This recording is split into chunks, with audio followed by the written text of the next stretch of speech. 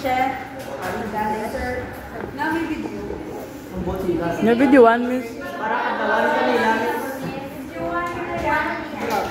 Hindi na mo video. Okay. Sino di man nurse siya? Sino? May video ko mo. Sino di man nurse? Ikaw man.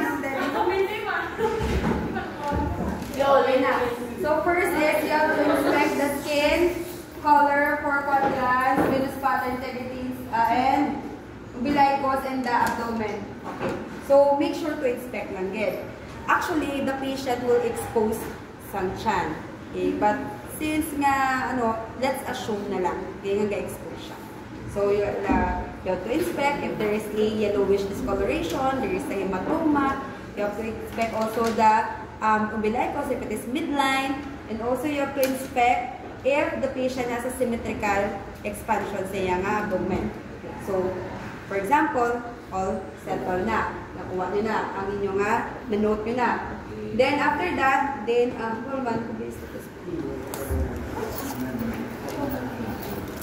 okay, so, let your patient lie down ng yapon. So, auscultate the four quadrants of the abdomen. So, again, then ganun mo start? Right lower. Right eye, then right lower. Here. So, from here,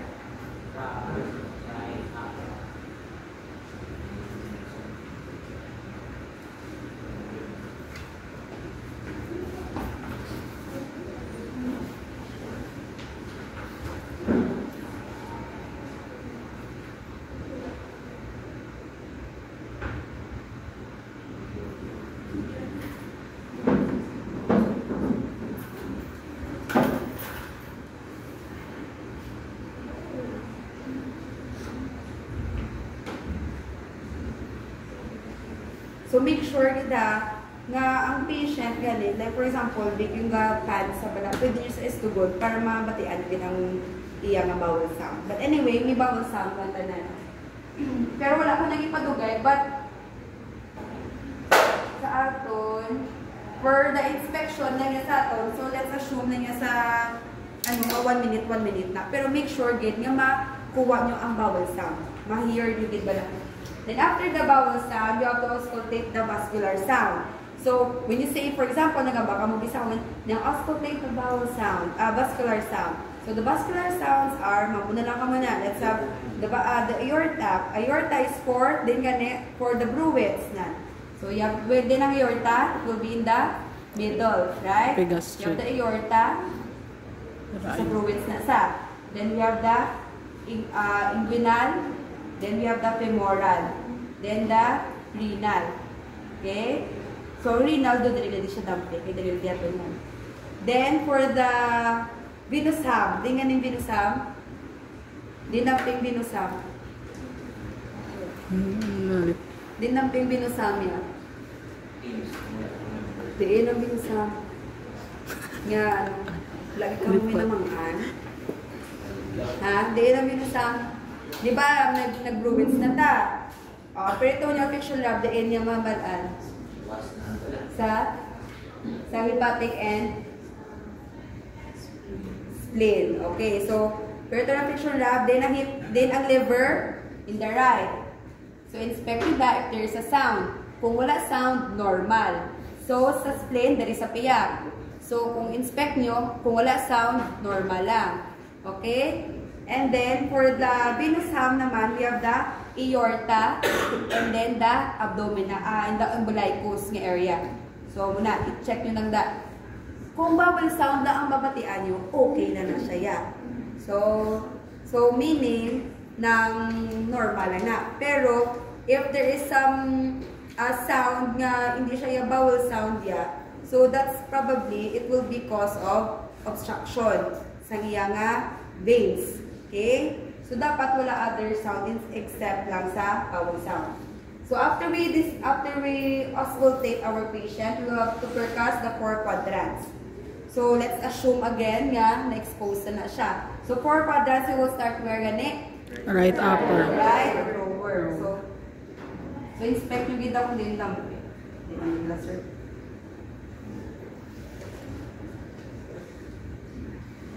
Okay. So, from here, batian mo. Pwede mo na ha, or if you want, pwede isa. Pwede dua, pwede isa. Again, pwede mo ni. Pwede mo ni. Batian mo da. Then, part naman.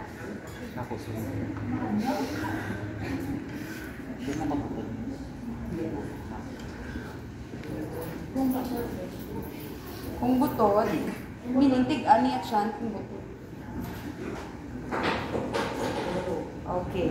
So, muna sa mag-percuss, sa ano to dapat natin sa percussion, you will hear the what? Ano to gani?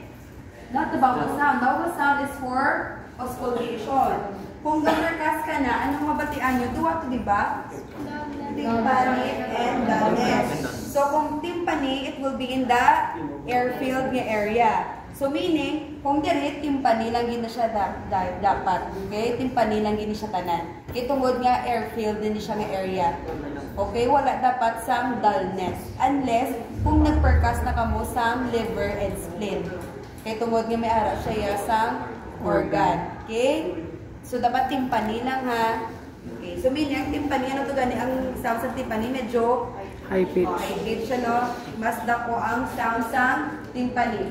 Then, after you percuss the 4 quadrants, you have to percuss and measure the liver span. So, paano tong liver span? From where gani? MCL. From the mid-clavicular. Okay, so, ang patient, ano na siya na? So, sa mid-clavicular, di ba, ma-start? So, dareho. And then, your patient will, in what? Okay, so, meaning, you have to find what, gani, for the liver expansion from timpani to dullness. So, meaning, from the high pitch going to the low pitch na kamo. So, when you percuss again, same thing lang. So,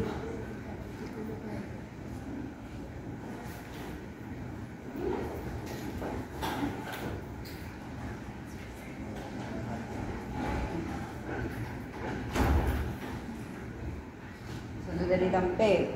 Then, after that, dali naman sa mid-clavicular landanan. Mid-clavicular landanan. So, from down naman going up. Pag-itaw din naman.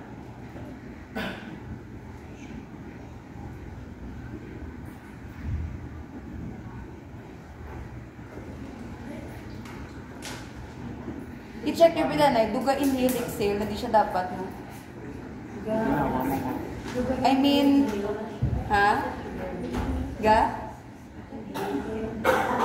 Ano no? Dapat din eh. Ga-inhale lang siya dapat. Pag ma-hold lang gina siya sa iyang breath. Okay? So, pero dasig lang dapat magkuha ka mo. Check nyo sa inyo nga, PowerPoint. I think you have to inhale first. Then, that's the time ma-percuss ka. So, again.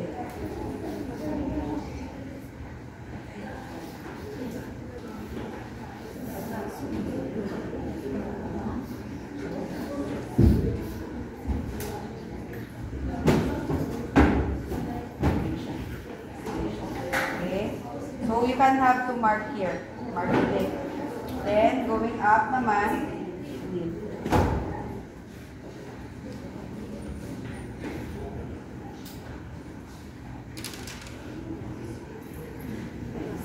So, mga muna siya ka daba. Okay? So, make sure gid nga mabatian yung ang iyang sound. Kung babae? Kung babae naman yan, like sa word breast, pwede nyo sa padre sa gilid. Kung babae ha, pwede nyo sa gilid. Ha? Anong galing normal measurement? Ang centimeter? 6 to 8. Ano? Kung mid-clavicular, may 6 to 12. Yes, it's 6 to Kung 12. mid-sternalia, 4 to 8. Yes, 4 to 8. So, 6 to 12. So, measure nyo siya dayon sa ruler or tape measure. So, if you finish this, if you want, you can have your mid-sternal na. Same thing na na. Okay. Next. Percuss for splenic dullness. After some liver span, so nakuha ng liver span for the mid-clavicular na lang. So, let's have the mid-clavicular lang ang liver span. And then, we will have the splenic dullness. So, paano ito kayo sa splenic dullness? You have to Alin man sa mid. sa dead. Mid-clavicular. Sa may mid Clavicular. clavicular yapon or mid axillary. Axillary. Oh, mid what? Mid axillary. So same thing, ma-inhale, then percuss. Percuss the splenic, oh yeah. Percuss the splenic dullness. So dapat dito na to ang nurse. Okay, dapat rin gapaan mo ka muna. Pero sige na lang, okay lang din siya. So, sa splenic dullness, ano to, Brown? Percuss diretsyo. Ano yung instruction sa patient? Inhale. Inhale, then percuss. So, percuss lang din dampe. Mid-axillary. Mid-axillary, line Mid-axillary. lang. So, paano? Din ka masugod. Sa dead, sa ensang Rib. ensang ribs. You will percuss. Let your patient inhale, then percuss, then what else? Ma-measure ka pa, hindi na. Hindi na. So check lang if there is a dullness sound. Okay? So meaning, sa daridampe, sa pinaka last. Okay? So dire.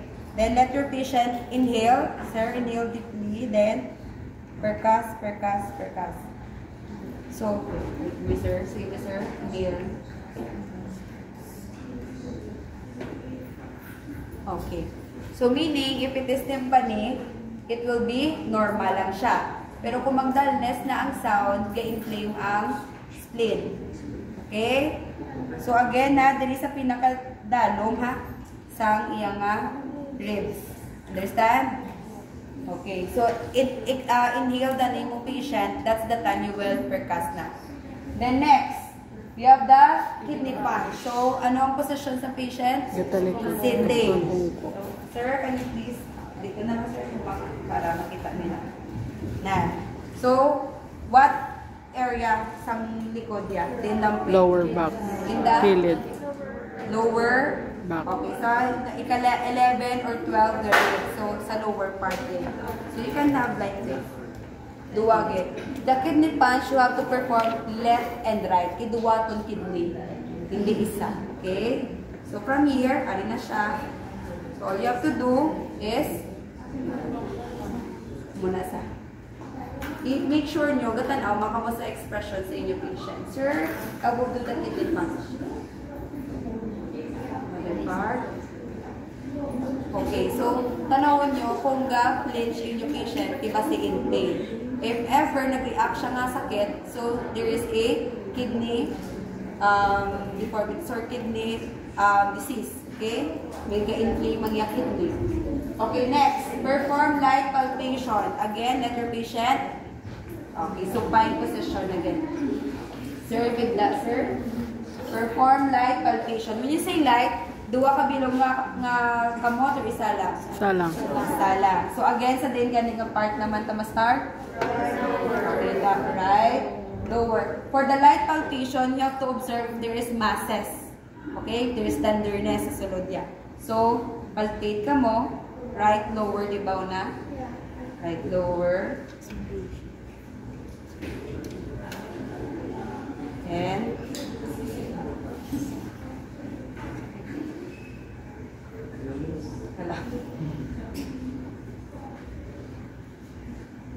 then, this part. May ano siya, may darbush. Sugod na yan, kumagano. Pero anyway, dapat wala ginadi para ma-expose gini siya. Basta din. Na.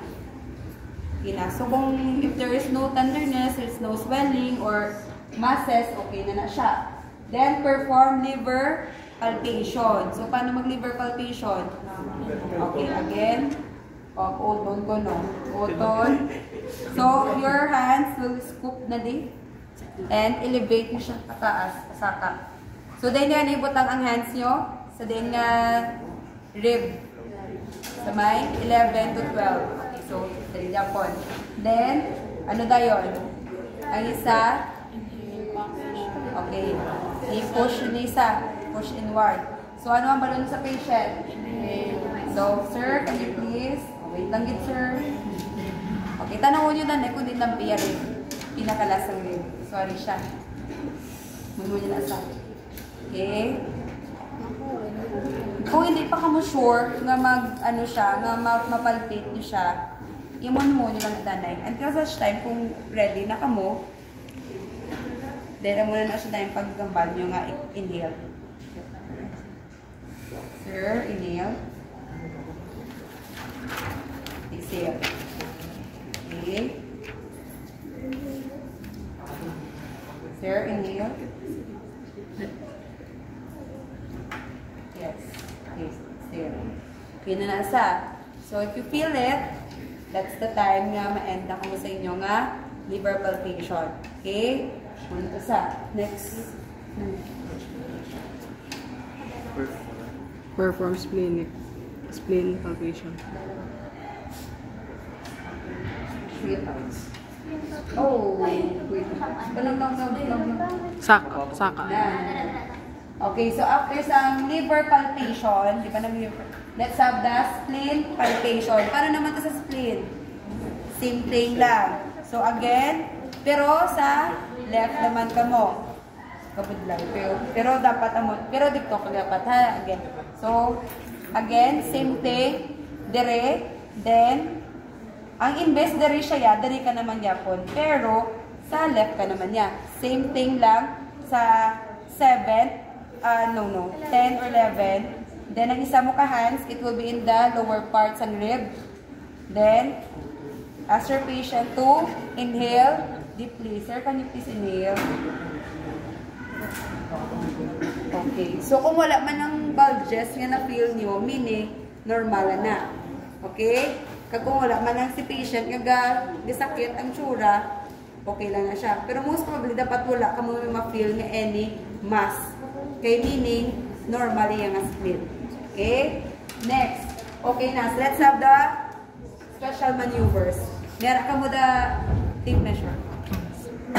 Baka namin i-complete. Lain mo dito silang alaysa yan. Computer na siya. Computer copies. Sige. For the abdominal girth, make sure. So, make sure na, okay lang. Medyo isolate sa dito. Okay. So, sa abdominal girth, ma-start ka mo sa may, ano ginagamit? Centimeter or inches? Centimeter. Start ka mo sa 1, ha? So, let your patient, sir. Ang side na patient. Okay. Then, measure nyo. Okay na sir. Measure nyo ang iyang abdomen. So, meaning, sa umbilicus kapag. Okay? Okay. So, pila, iyang it's 66. Like, sir, magano, sir? 66.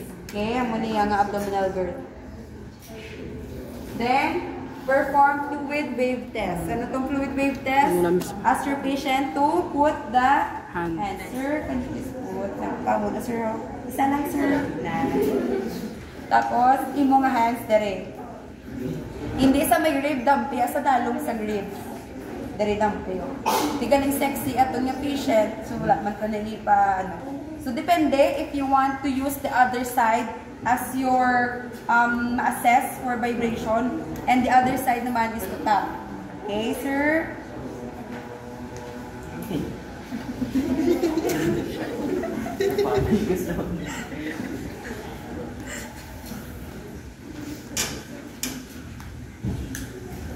So, wala man lang.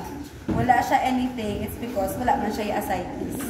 Okay, and the patient's abdomen is very flat naman. So, okay na na. Then, after that, assess for shifting dullness. Ano naman tong shifting dullness yan? Pag ginapatakilid siya, basically para nanta kung gaanong tubig sa hilo sa tunga or sa Yes, kilid. very good. So, meaning, there is a shifting sa water. Okay? So, from here, assume lang ara ko da ha. So, from here, halin di sa pinakadalo, ma-percuss ka mo. Percuss, percuss, percuss, percuss, percuss, percuss. See? It's timpani tanan. Pero, like for example, may pag-percuss, hindi yung, wala sound. Wala sound. Pero dali, grabing sound. So, you will suspect na nga base may ano siya, may ascites. So, kung gusto niyo nga amo na siyang may shifting dullness, kay i-inspect niyo pagin kung may ara man gid. So, meaning, for example, nagdal debate. Pero kung timpani lang siya nga timpani, okay na na siya. Wala na nasa. And then, let your patient, sir, can you please roll over here? Yeah. Okay, so, from here, again, same thing lang gyapon. Okay, same thing lang. Ma-percuss, padalong, halin sa dalong hasta sa babaw. Kung ang diri nga part, nagdal na diho sa diri sa abdomen niya, nga kagina timpani, meaning abnormal siya. Pero kung same thing lang gyapon, nga timpani lang tanan, normal. Okay, understand? Okay. Next. So, Let's have rebound tenderness. So, ano to ganing rebound? The endampe? sa In the, piyak na side. ano to? Mock. Ano to ka point? Mock Bernice. McBurney's. Point. So, from umbilicus, 2/3 downward sa right. Right ha? So, nari ang umbilicus, padalo. So, there is siya dampi. Okay? So, please, let your hands put in a 90-degree angle. Then, after that, push mo inward. Then, release. Wala pain. Okay. Next, that is rebound tenderness. Robsing sign. Robsing sign. Other side. Other side. So, meaning, pag press mo pala niya, amo na dapat masakitan siya. Wala. Okay? That's it. Understand? That is robsing. Ang rebound, pag press, pag release, amo na pag pain niya. Pero ang robsing, pag push pa lang, may pain na. Okay? Next. Psoas sign. What is psoas sign naman niya? Ano niyo ang patient? Oh, very good sa leg. So, ano ang leg? Leg pasaka. Pasaka. So, meaning, what leg? Right or left? Sa right. So, panuhon? Sakao. Pasakaon? Pasakaon lang. Elevate nyo siya if there is pain. Kaya kung, balik. Pero kung may ara, magiging siya yung appendicitis, meaning, may pain na siya. Kaya siyempre, hina-push nyo sa, di ba? Muna sa. That is psoas sign. Obturator sign. Ano obturator? So, let your patient flex. Tapos, ano na yun? Ipa, inner. Dumak mo rin. Internal rotation. Muna sa. Muna again ha, pasulod. Yan. Kung may pain again, that's the time may appendicitis. Next. Murphy kag asterixis. Sign. So, ano itong Murphy sign sa day na siya ganiya sa gallbladder. So, din ang gallbladder. Sa dalom sa liver. Sa right lang yapon. So, same thing lang ha. So, kagina, ang ginubrata sa palpation sa liver, same lang sa Murphy sign. Pero, hindi na tayo mag-use sa dalong din. So, maamo na lang tanda sa'yo. And then, let your patient, ano gani? Inhale. So, lang sir. Inhale, sir. Exhale. Okay. Inhale. Exhale. Okay. So, wala man inflammation since ang patient wala man may gina-feel na pain during palpation. That is Murphy sign. And last will be asterixis. So, paano asterixis? Sir, can you please sit in position naman to, sir? then, can you please extend your arms and then your wrist? Can you please do that? Then, as a nurse, you have to pull back. Kung wala flapping movement, normal lang. Okay? So, ito na siya. Then, post assessment. Any question? Yes na?